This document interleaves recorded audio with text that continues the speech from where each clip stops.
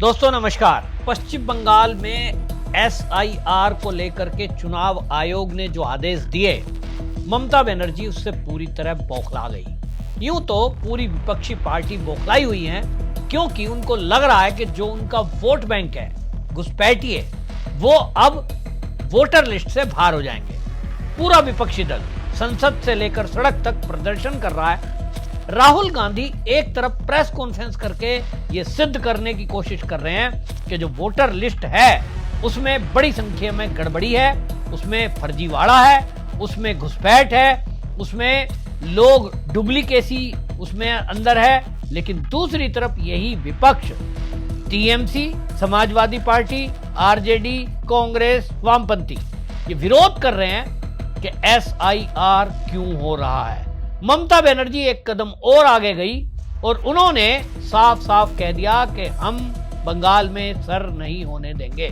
इस पर चुनाव आयोग को तो अपना काम करना है, वो किसी राजनीतिक दल के अंडर में नहीं आता है, इंडिपेंडेंट संस्था है और उसको अधिकार है कि पूरे देश में जब चाहे जहां चाहे वो गहन पुनरीक्षण या निरीक्षण करा सकता है। बंगाल में इसकी शुरुआत हुई और बंगाल में अधिकारियों को आदेश दिए गए कि वोटर लिस्ट जो है वो 2002 की जो वोटर लिस्ट है उसको अपडेट किया जाए और उस अपडेट में निर्देश दिए गए कि उसमें कोई भी घपला नहीं होना चाहिए। लेकिन बंगाल के 2 जिलों में ये देखा गया कि जो वोटर लिस्ट के काम में अधिकारी लगे हैं उसमें एंट्री में भारी गड़बड़ी कर रहे हैं। 24 परगना और पूर्व मिदनापुर, यहां 2 जिलों में देखा गया कि वोटर लिस्ट में जो एंट्री नहीं होनी चाहिए वो एंट्री चोरी से की जा रही है, यानी एक घालमेल किया जा रहा है सरकार के दबाव में। इसको चुनाव आयोग ने गंभीरता से लिया। मुख्य सचिव को एक उन्होंने नोटिस जारी करते हुए ये कह दिया कि इस गड़बड़ी में जो 5 अधिकारी हैं उनको तत्काल सस्पेंड किया जाए। ईआरओ, एईआरओ और डाटा एंट्री ऑपरेटर, ऐसे 5 अधिकारी थे ये, और ये पहली बार है कि इतने बड़े लेवल पर अधिकारियों को सस्पेंड करने के आदेश दिए गए। लेकिन इस आदेश के बाद ममता बनर्जी खुलकर इन अधिकारियों के पक्ष में आ गई और खुले मंच से घोषणा कर दी कि मैं इनको सस्पेंड नहीं करूंगी। इसके बाद मामला गंभीरता में बदल गया। चुनाव आयोग अगर कोई आदेश दे रहा है और राज्य की मुख्यमंत्री ये कह रही है कि हम इस पर एक्शन नहीं लेंगे, तो ये संवैधानिक संकट खड़ा होता है। संविधान में, हमारे देश के कानून में चुनाव आयोग को यह अधिकार दिए गए हैं कि वो देश के अंदर चुनाव कराने से पूर्व ये सुनिश्चित करे कि वोटर लिस्ट में कोई भी गड़बड़ी ना हो। अब ये उसके अधिकार क्षेत्र में है। यदि कोई राज्य सरकार इसमें रोड़े अटकाती है तो फिर चुनाव आयोग के पास क्या ऑप्शन है? तो एक ही ऑप्शन है कि वो रिकमेंड करेगा कि प्रदेश में राष्ट्रपति शासन लगा दिया जाए। तो क्या ममता बनर्जी बंगाल में राष्ट्रपति शासन लगवाना चाहती है? क्यों लगवाना चाहती है? इसमें पहले हम कई बार कह चुके हैं और बंगाल के बहुत सारे लोग, कई पत्रकार ये कहते हैं कि बंगाल में अगर फेयर इलेक्शन कराना है तो पहले राष्ट्रपति शासन लगाइए। लेकिन उसके बावजूद भी अनेक हिंसा की घटनाएं हो गई, बूथ कैप्चरिंग की घटना हो गई, राष्ट्रपति शासन नहीं लगाया गया। केंद्र की सरकार ये समझती है कि अगर बंगाल में राष्ट्रपति शासन लगाया गया तो कहीं ना कहीं ममता बनर्जी को उसका फायदा मिलेगा, जो कि अब बंगाल की जनता ममता बनर्जी के विरोध में है। आरजीकल मेडिकल कॉलेज की जो घटना है उसकी वजह से यूथ अच्छा खासा ममता बनर्जी से नाराज है। दूसरी तरफ जो घुसपैठियों के लिए सरकार जिस तरह से पलक पावड़े बिछाकर बैठी रहती है, उससे राष्ट्रवादी लोग भी बंगाल के दुखी हैं। बहुत सारे लोग पलायन करने को मजबूर हो गए क्योंकि बड़ी संख्या में बांग्लादेशी घुसपैठिए वहां बैठे हैं, नौकरियों पर अधिकार जमाया, व्यापार पर अधिकार जमाया, गुंडागर्दी लूटपाट करते हैं और इसलिए लोगों ने बंगाल से दूसरे राज्यों में शिफ्ट होना शुरू कर दिया। अब इसमें एंटी इनकम्पेंसी भी है, तो भारतीय जनता पार्टी इस पर राष्ट्रपति शासन लगाकर ममता बनर्जी को कोई चांस नहीं देना चाहती। लेकिन ममता बनर्जी अब इस बात को समझ रही है कि ये केंद्र की सरकार राष्ट्रपति शासन नहीं लगाएगी तो तुम अपनी मनमर्जी करो, कोई कानून मत मानो।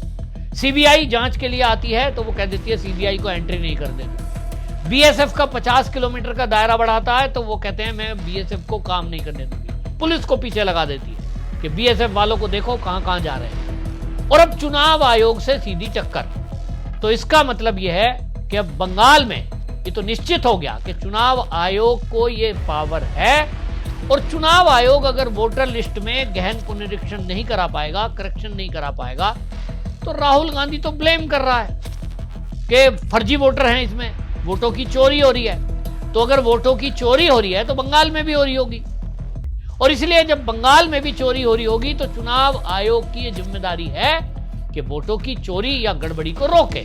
तो आप आरोप लगाएं और काम भी ना करने दें, ये कैसे होगा?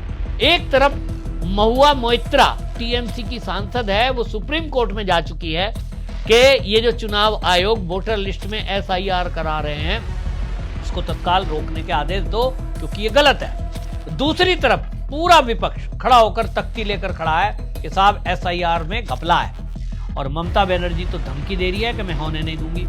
अधिकारियों को सस्पेंड के आदेश दे दिए तो ममता बनर्जी उनके साथ खड़ी हो गई कि मैं इन अधिकारियों को सस्पेंड नहीं करूंगी। तो अब दूसरा नोटिस जारी किया गया है, और इस मामले में आपको बता दूं कि पश्चिम बंगाल के जो चीफ सेक्रेटरी हैं मनोज पंत, अब उनको एक दूसरा नोटिस जारी किया है चुनाव आयोग ने, और उसमें साफ साफ लिखा है 11 अगस्त दोपहर 3 बजे तक आपको डेडलाइन दी जा रही है कि ये जो पांचों हमने अधिकारी ERO, AERO और डाटा एंट्री ऑपरेटर, इनको आपको सस्पेंड करने के लिए कहा था।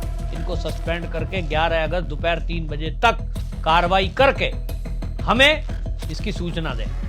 मुख्य चुनाव जो आयुक्त हैं उनके अंडर में अब ये राज्य के चुनाव आयोग काम करते हैं, और राज्य के चुनाव आयोग में जो सुजीत कुमार मिश्रा हैं, सचिव हैं बंगाल चुनाव आयोग के, और उनके द्वारा ये दूसरा नोटिस दिया गया है, और इस दूसरे नोटिस में डेडलाइन डिक्लेयर कर दी गई है। अब अगर मुख्य सचिव इस पर सस्पेंशन नहीं करते हैं, एक्शन नहीं करते हैं, तो अब चुनाव आयोग फिर खुला है कि वो मुख्य सचिव को ट्रांसफर के लिए कह सकता है। मुख्य सचिव को सस्पेंड कराने के लिए तो नहीं होता है, भाई मुख्य सचिव है तो उनका ट्रांसफर किया जा सकता है, केंद्र को रिकमेंड किया जा सकता है, और यह भी हो सकता है चुनाव आयोग अब ये कहे कि भाई हालात ठीक नहीं है, जब राज्य का मुख्यमंत्री कानून को तोड़े और कानून के तोड़ने वालों के साथ खड़ा हो जाए। तो चुनाव आयोग को अब समझ में आ रहा है कि जो भारतीय जनता पार्टी के नेता अभी तक कह रहे हैं कि बंगाल में राष्ट्रपति शासन बगैर लगाए फेयर इलेक्शन नहीं कराए जा सकते, वो समझ सकते हैं कि एक राज्य की मुख्यमंत्री ही जब वोटर लिस्ट को ठीक नहीं होने दे रही, वोटर लिस्ट की गड़बड़ियों को ठीक नहीं करने दे रही, जो अधिकारी वहां कहना नहीं मान रहे हैं और घपला और घोटाला वोटर लिस्ट में कर रहे हैं, जानबूझ के फेक एंट्री कर रहे हैं, जब ऐसे लोगों को मुख्यमंत्री बचाने का काम करेगा, उनके साथ खड़ा रहेगा और पार्टी के कार्यकर्ता की तरह अधिकारी काम करेंगे, तो फेयर इलेक्शन का सवाल ही नहीं है। इसका मतलब यह हुआ कि जो शुभेंदु अधिकारी लगातार मांग कर रहे हैं कि यहां राष्ट्रपति शासन लगाया जाए, केंद्र के कर्मचारी बुला करके ये एसआईआर कराई जाए, उनकी मांग बिल्कुल सही है। उन्होंने जो आरोप लगाए वो तो आज सही साबित हो रहे हैं, और इसीलिए मैंने कहा कि क्या बंगाल में राष्ट्रपति शासन लगेगा। अब ये चुनाव आयोग के ऊपर नहीं, अब ये चीफ सेक्रेटरी के ऊपर है और ममता बनर्जी के ऊपर है। यदि ममता बनर्जी इनमें एक्शन लेते हुए 5 अधिकारियों को सस्पेंड करती है, जिनका अगर नाम चुनाव आयोग ने दिया है, तो शायद यहां राष्ट्रपति शासन लगाने की नौबत ना आए। और अगर ममता बनर्जी जैसा बयान दे रही है, अड़ियल महिला है, हमने देखा है कई मुद्दों पर इसी तरह अड़ते हुए, अगर वो अड़ गई तो चुनाव आयोग के पास और दूसरा कोई रास्ता ही नहीं है, क्योंकि चुनाव आयोग के पास ये शक्ति है और इस शक्ति का वो उपयोग कर सकता है, राष्ट्रपति को रिकमेंड कर सकता है। देखना होगा कि अब सोमवार की दोपहर 3 बजे तक क्या एक्शन ममता बनर्जी इन अधिकारियों पर लेती है, या चुनाव आयोग के सामने सरेंडर होने के बजाय टकराव के मूड में आती है। आपको क्या लगता है, ममता बनर्जी क्या करेंगी? अपनी राय कमेंट में जरूर लिखें, वीडियो शेयर करें। वंदे मातरम।